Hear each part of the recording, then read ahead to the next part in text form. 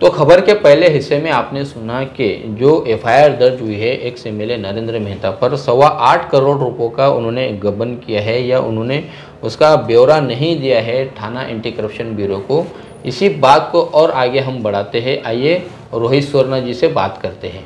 ये क्या कहा जाए कि अपने ही घर के चिराग से घर को आग लगा दी गई या घर जल रहा है? देखिए, मैं आपको यहाँ पर थोड़ा सा मेरा अंदर का पिछला इतिहास बताऊंगा। गिलबर्ट मेंडोजा जी ने अपने पत्नी और बेटी को मेयर जरूर बनाया जी, लेकिन वो कभी एंटी करप्शन में ट्रैप नहीं हुआ या उनके खिलाफ कभी कोई ऐसा कोई शिकायत दर्ज नहीं हुआ। डिंपल मेहता जी को महापौर बनाने के बाद में उस एंटी चैम्बर में सबसे ज्यादा कौन बैठ के ठेकेदारों का मीटिंग लेते थे? वो नरेंद्र मेहता जी। हर कोई पॉलिटिशियन, मुजफ्फर जी ने अपने माता जी को डिप्टी मेयर बनाया, डिप्टी मेयर स्टीवन मेंडोजा भी वो भी रह चुके हैं, स्टीवन मेंडोजा भी डिप्टी मेयर बने, लेकिन गिलबर्ट मेंडोजा जी एंटी चैम्बर में बैठकर ठेकेदारों से मीटिंग नहीं करते थे। ये अपना काम करने का तरीका रहा है। नहीं, मैं ठीक है, इस बात को लेकर नहीं, इस बात में आपको सोचना पड़ेगा। हमको इस चर्चा में बुनियादी चर्चा में भी बात करना। आज गिलबर्ट मेंडोजा जी के पास क्लब है, हॉस्पिटल है, नहीं है, स्कूल है या कोई भी मॉल है, कोई ऐसे एसेट्स नहीं है जो दिखाई देती है, कुछ भी नहीं है। ठीक है, देखिए आज के दौर में उनका क्या है, उनकी बेटी और उनका पत्नी मेयर होने के बावजूद, वो खुद भी एमएलए होने के बावजूद आज उनका शहर में क्या है, लेकिन वो तो भूमिपुत्र है यहाँ के, वो तो खानदानी जमींदार लोग हैं, खेडूत लोग हैं। लेकिन एक भी किस्सा ऐसा बताइए जहां पर गिलबर्ट मेंडोजा जी ने किसी की जमीन हड़प की हो? ऐसा कोई केस? जबरन वाला मामला, दादागिरी वाला मामला या फिर किसी का हक मारने वाला, वैसे बातें तो जो कि गिलबर्ट सेठ के कार्यकाल में समझ में नहीं आई और नहीं एक्स एमएलसी मुजफ्फर हुसैन के कार्यकाल में वो हमको कहीं सुनाई दी या वैसे किससे सामने आए। मेरा सवाल ये है रोहित भाई, क्या घर के ही चिराग ने घर को आग लगाने में मदद की, ऐसा कहा जा सकता है? सज्जी आईपीएस में चूंकि पहला कंप्लेनर थे, फिर बाद में वो उनकी जगह आगे कोई बात नहीं बढ़ी, concern department anti corruption bureau ने अपनी जांच को आगे नहीं बढ़ाया, तो फिर उसको आगे बढ़ाने के लिए राजू गोयल जो एक वो जो सोशल वर्कर है वो आते हैं पिक्चर में और फिर इस मामले को आगे ले जाते हैं। तो इसकी जो बुनियाद है वो तो सज्जी आईपीएस से शुरू हुई थी। सज्जी आईपीएस से ही शुरुआत हुई, कंप्लेंट मेरा ही बनाया हुआ है जी। सज्जी आईपीएस जी का देखिए, हर एक का अपना अपना इंडिविजुअल निर्णय होता है। अगर वो क्यों पीछे हट गए, शायद उनको बीजेपी में जाके नगर सेवक बनना होगा या बीजेपी, और जहां सत्ता वहां सज्जी, जहां सत्ता वहां पर सज्जी। हाँ, जहां सत्ता वहां सज्जी। तो वो खुद कहते भी है कि मेरा काम, मेरे को लोगों का काम करना है, मेरे को मेरे वार्ड में रहना है, तो जहां सत्ता वहां चले जाते हैं। सभी नेताओं का वैसे, आप शरद पवार जी को लीजिए, 3-4 बार उन्होंने भी पार्टी बनाई। अब गणेश नाथ जी का लीजिए, 2-3 बार उन्होंने भी पार्टी चेंज किया, आज वो बीजेपी में चले गए, क्योंकि जहां सत्ता वहां लोग जाते हैं, क्योंकि लोगों का काम करना रहता है। वैसे सज्जी भी एक कार्यकर्ता, उसको लगा कि बीजेपी में जाने से मैं मेरे वार्ड के लोगों के साथ न्याय कर सकता हूं, इसलिए वो भी बीजेपी में गए, इसलिए उन्होंने उस कंप्लेंट को आगे फॉलोअप नहीं किया। इसलिए राजू गोयल जी ने उस कंप्लेंट को फॉलोअप किया और वो भी उसमें इंटरवेंशन हो गया। आज कृष्णा गुप्ता जी ने भी उसमें इंटरवेंशन हाईकोर्ट में भी किया, सेशन कोर्ट में भी किया। इसीलिए किया क्योंकि 2017 से लेकर 2022 तक एंटी करप्शन ब्यूरो ठाणे क्या कर रही थी। आपके पास 2017 में आपका इन्वेस्टिगेशन कंप्लीट हो चुका है, क्योंकि खुद एसीपी ठाणे ने लोकायुक्त जी से निवेदन करके 6 महीने का टाइम मांगा, तो फिर आपको 4.5 साल ज्यादा क्यों लगा?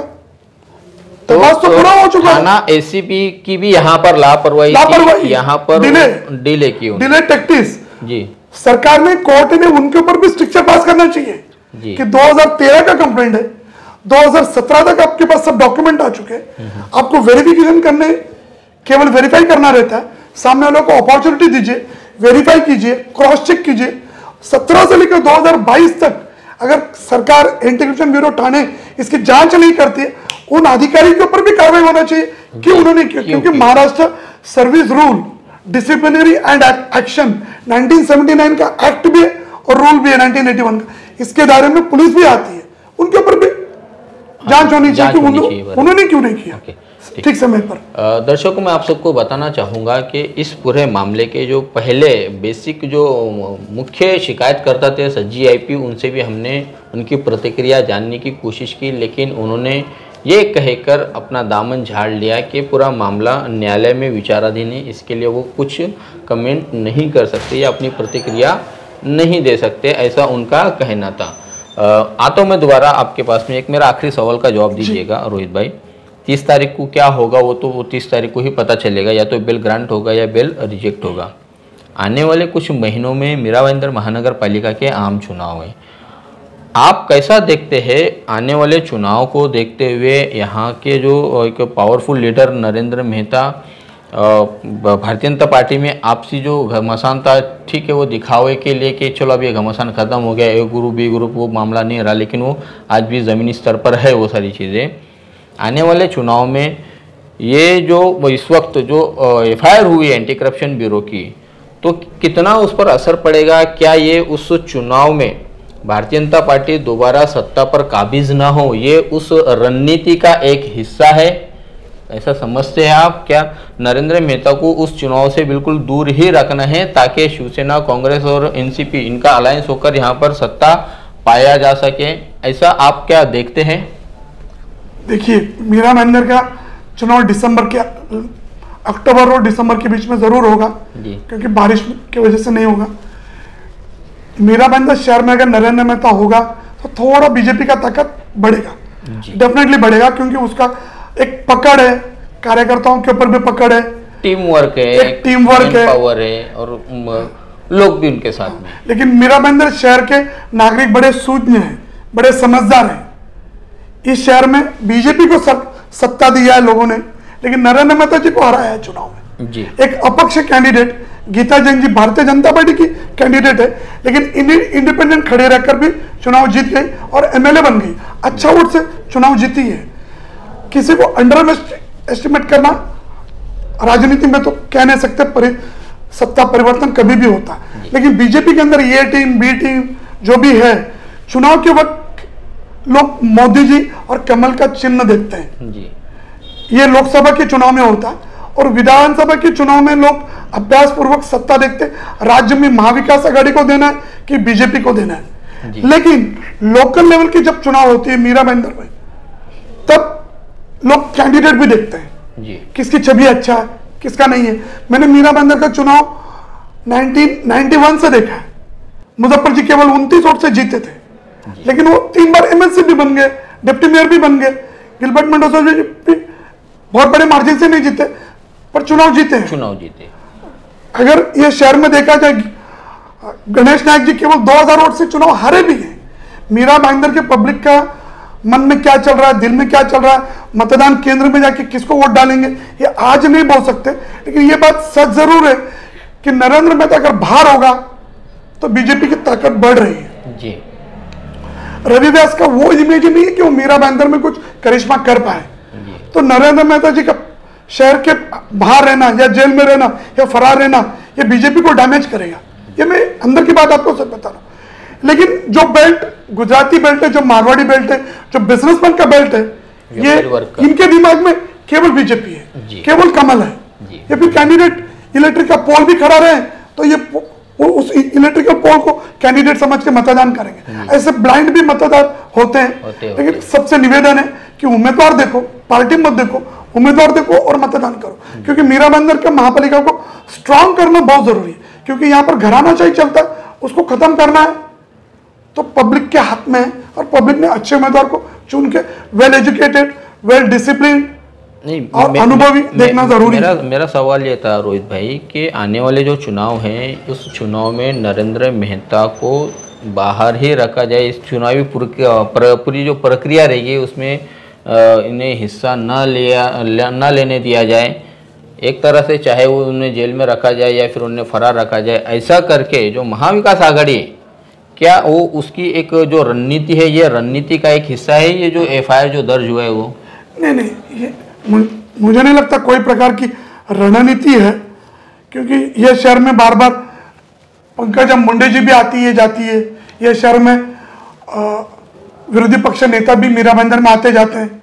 आजकल कह नहीं सकते किसका पैसा कहां पर इन्वेस्टमेंट होता है, ब्लैक का पैसा रहता बहुत, कि किसी का भी पैसा ये शहर में लगता है तो मेहता जी के माध्यम से लगा भी होगा।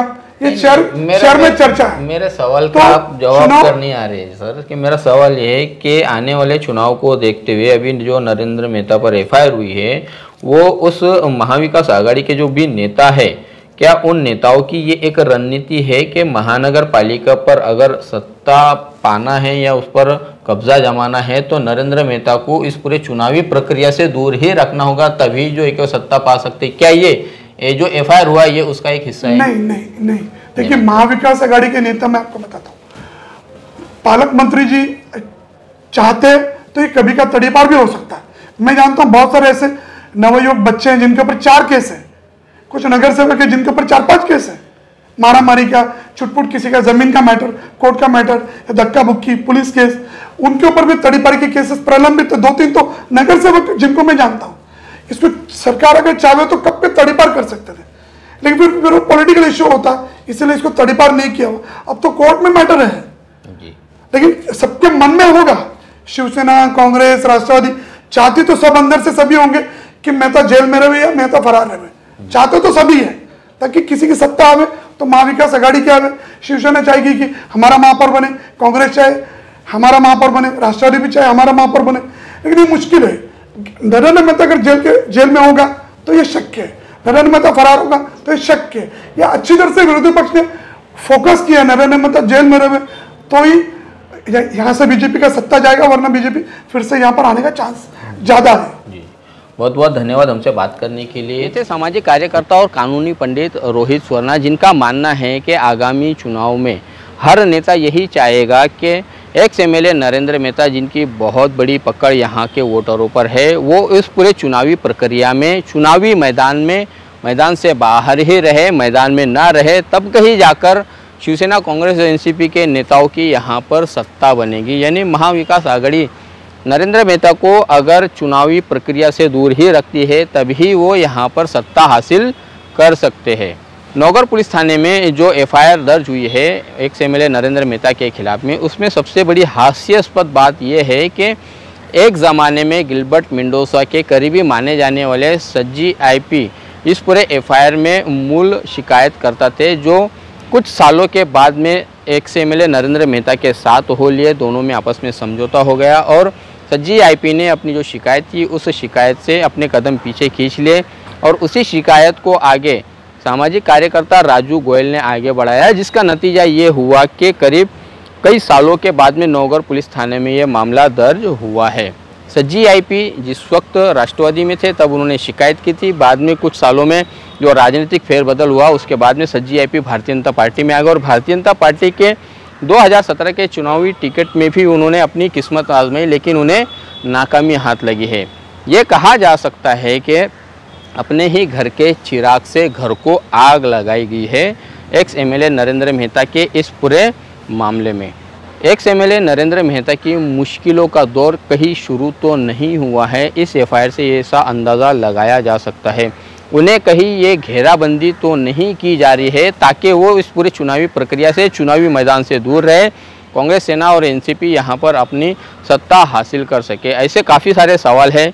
क्या ये जो एफआईआर दर्ज हुआ है ये महाविकास आघाड़ी के नेताओं की रणनीति का एक हिस्सा तो नहीं है कि अब नरेंद्र मेहता पर एफआईआर दर्ज करते जाएंगे, या उन्हें जो उनके ऊपर जो एफआईआर पहले से जो दर्ज है उन दर्ज एफआईआरों की भी आगे की जांच बढ़ाई जाएगी ताकि वो हमेशा इसी कानूनी प्रक्रिया में उलझे रहे और इधर महानगर पालिका के चुनाव में उनका कोई मुकाबला करने वाला न हो, उनका कोई प्रतिद्वंदी न हो।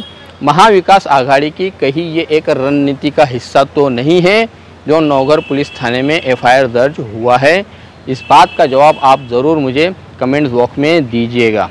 बहरहाल आने वाली 30 तारीख को नरेंद्र मेहता और उनकी पत्नी सुमन मेहता की जो हेयरिंग है वो हेयरिंग का जजमेंट आना है। क्या उन्हें बेल मिलेगी या उनका बेल रिजेक्ट होगा, ये 30 तारीख को पता चलेगा। शहर भर में चर्चा का विषय बना हुआ है कि नरेंद्र मेहता की अब मुश्किलें बढ़ने की शुरुआत हो चुकी है और शायद महाविकास आघाड़ी के नेताओं की जो रणनीति उन्होंने बनाई है ये उसी रणनीति का एक हिस्सा है जो नौगढ़ पुलिस थाने में मामला दर्ज हुआ है। इस पर आप अपनी राय ज़रूर दें। आप देख रहे हैं कैमरामैन आरिफ कुरैशी और साबिर शेख के साथ ऑन रिकॉर्ड मेरा भाईंदर। धन्यवाद।